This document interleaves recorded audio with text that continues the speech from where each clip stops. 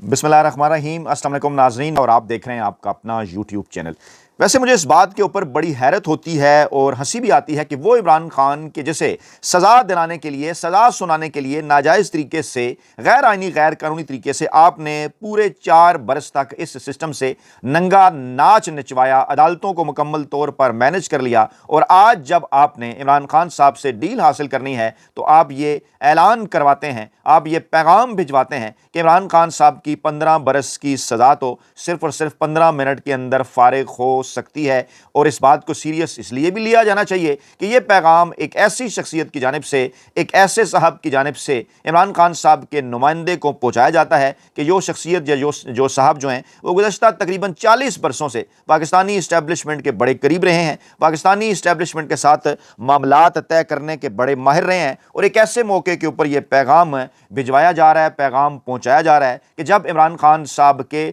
जो है वो मुकर्रर करदा अपोजिशन लीडर महमूद खान अचकज़ई साहब का नोटिफिकेशन जारी हो चुका है कि वो कौमी असम्बली से अपोजिशन के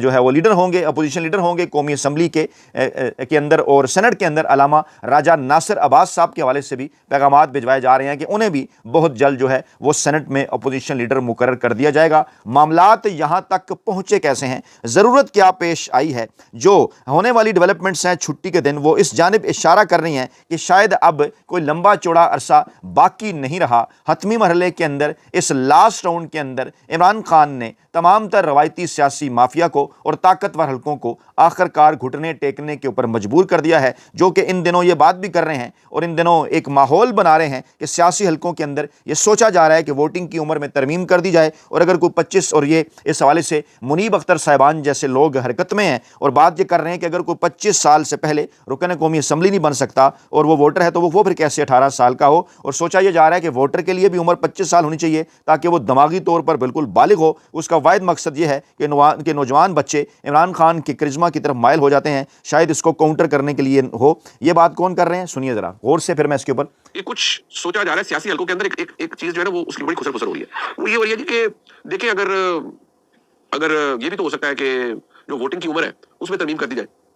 और उसमें तरमीम ये कर दी जाए कि देखिए अगर जो मेंबर कौमी असेंबली है या मेंबर नेशनल असेंबली है, अगर वो 24-25 साल का उससे पहले वो नहीं बन सकता तो जो वोटर है वो कैसे 18 साल का हो। वोटर को भी तो एज 25 साल होनी चाहिए ताकि वो दिमागी तौर पर मैंने क्या क्यों लगाया, मैं आपको तो ये बातें कहीं हो रही है। ये नहीं मैं कह रहा कि ये बिल्कुल ड्राफ्ट कर ली गई है, हो रही है। अच्छा, ये बातें कहीं हो रही हैं। इस पे जनाब हमारे दोस्त सीनियर साफ़ी मतीउल्लाह जान साहब ने कहा कि मुल्क और कौम की कौमी सलामती और दिफा में शहीद होने वाले पुलिस और फौज के जवानों की भर्ती के लिए उम्र की हद भी 25 साल कर देनी चाहिए ताकि वो दिमागी तौर पर बालिगाना सोच के साथ अपनी जान का नजराना पेश करें। इससे कम उम्र के जवानों का शनाख्ती कार्ड भी नहीं बनाना चाहिए ताकि वो अपना बैंक अकाउंट ना खुलवा सकें और कोई कारोबार या नौकरी भी ना कर सकें, बस बाजारों और अवामी मकामात पर माँ बाप के पैसे पर अयाशी करते रहें। और 25 साल के बाद एक्सटेंशन वाले बुड्ढों के मरने से खाली असामियों पर नौकरी मिल जाने के बाद शादियां करें। यूं नौजवान बच्चियां अपनी जिंदगी के मुमकिन साथियों के वोटर बनने का इंतजार करती रहें। कुछ MF लोग 25 साल से पहले शादी करके बच्चे तो पैदा कर लेंगे मगर खुद को कभी दिमागी तौर पर बालिग ना कहेंगे। हज़रत मूसा अलैहिस्सलाम से कबल जो अंबिया कराम तशरीफ लाए थे उन्होंने हज़रत मूसा अलैहिस्सलाम के आने की बिशारत दी थी और फिरौन को यह बात मालूम थी, लिहाजा उसने बनी इसराइल के बच्चों के कत्ल का हुक्म दिया। मगर फिर मुअर्रख के मुताबिक हज़रत मूसा को उनकी वालदा ने पैदाइश के बाद दरिया में एक संदूक के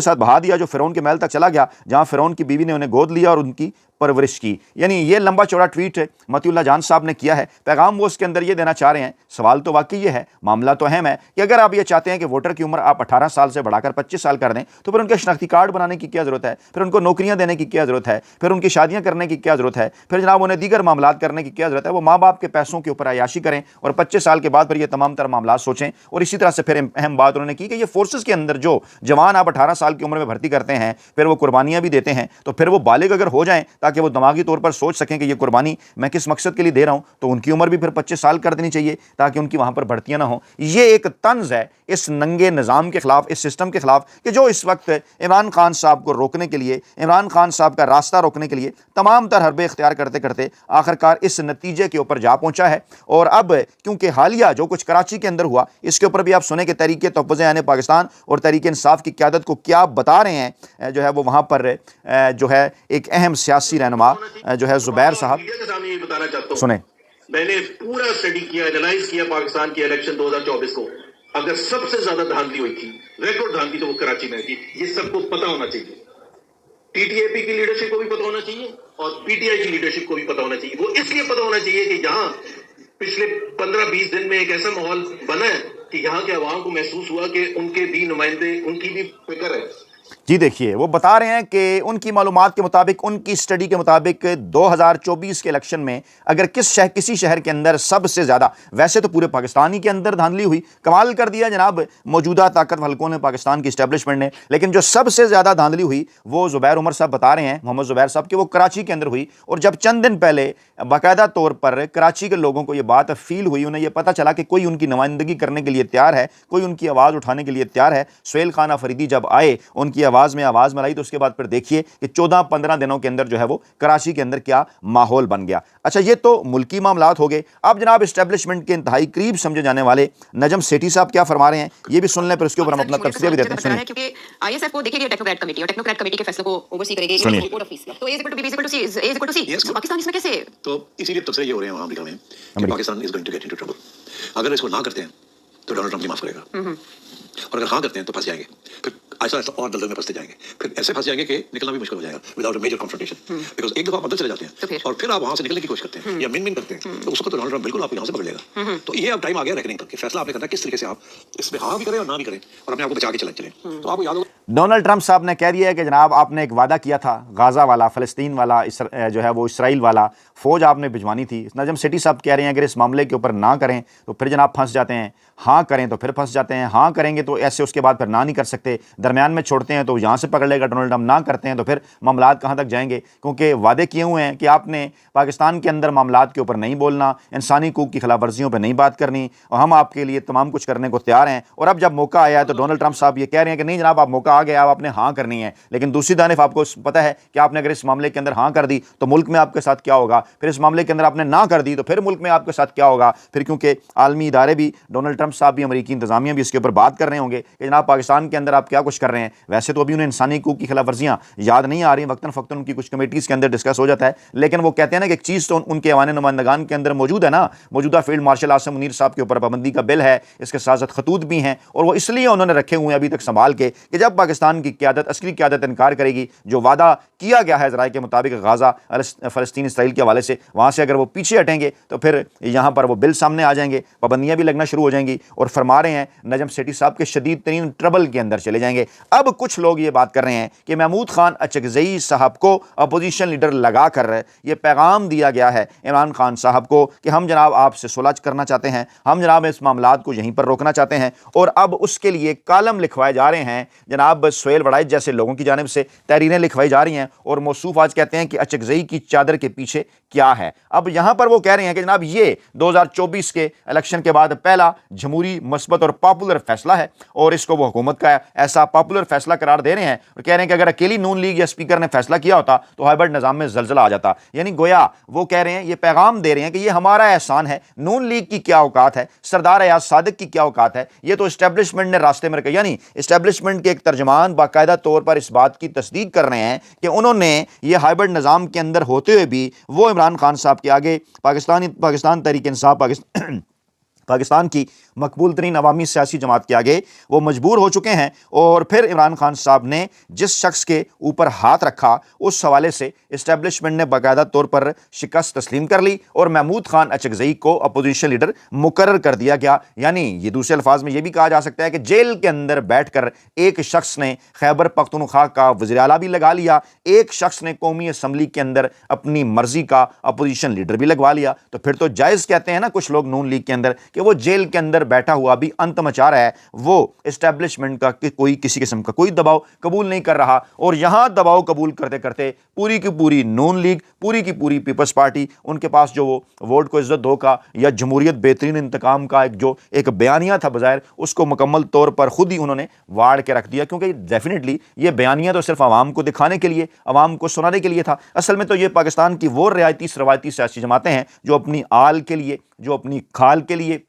جو اپنے مال کے لیے کچھ بھی کرنے کو تیار ہیں. لیکن اب ماحول یہاں تک آن پہنچا ہے، جو کچھ پورے پاکستان کے اندر اس وقت ہو رہا ہے، جو معلومات پورے پاکستان سے ہم جناب آپ تک پہنچا رہے ہیں فوٹیجز کے ذریعے، وہ آپ دیکھ سکتے ہیں کہ اس وقت چل کیا رہا ہے. ذرا سنیے یہ بات کیا ہو رہی ہے، پھر میں بات کرتا ہوں.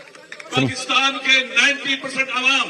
عمران خان صاحب کے ساتھ ہیں. अवाम की अक्सरियत एक आते उनके साथ है। सुनिए जरा। इन्होंने ये समझा था उन्हें हम जेल में डाल देंगे,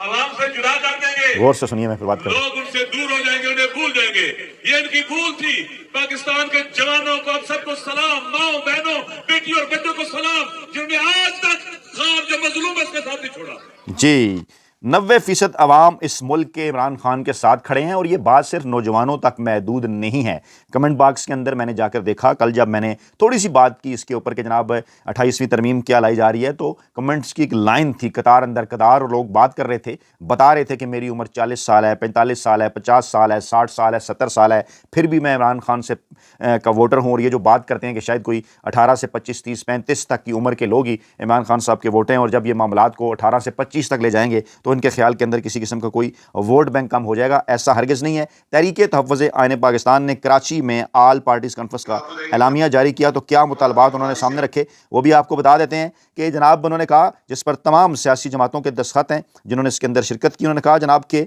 शफाफ इंतखाबात फौरी तौर पर पाकिस्तान में आइनी जमहूरी बहाली सिर्फ शफाफ आज़ाद इंतखाबात के इनेकाद ही से मुमकिन है, और फिर फौरी तौर पर एक गैर जानबदार इलेक्शन कमिश्नर का तकर्रर, 8 फरवरी के 2024 के इंतखाबात में होने वाली बदतरीन धांधली की आज़ादाना तहकीकात और ज़िम्मेदार अनासर का तयन करके आइन के आर्टिकल 6 के तहत सख्त सज़ा दी जाए। और अब ज़रा इसको लिंक कीजिए, गुज़श्ता वीडियो में मैंने आपको कहा था ना कि अब सिर्फ एक शर्त रह गई है कि इमरान खान साहब एक तहरीरी ज़मानत हमें दे दें, इमरान खान साहब अपनी सिक्योरिटी दे दें, कि इमरान खान साहब ये इस बात के ऊपर राज़ी हो जाएं, ज़मानत दे दें कि जब इमरान खान साहब शफाफ साफ इलेक्शन के नतीजे में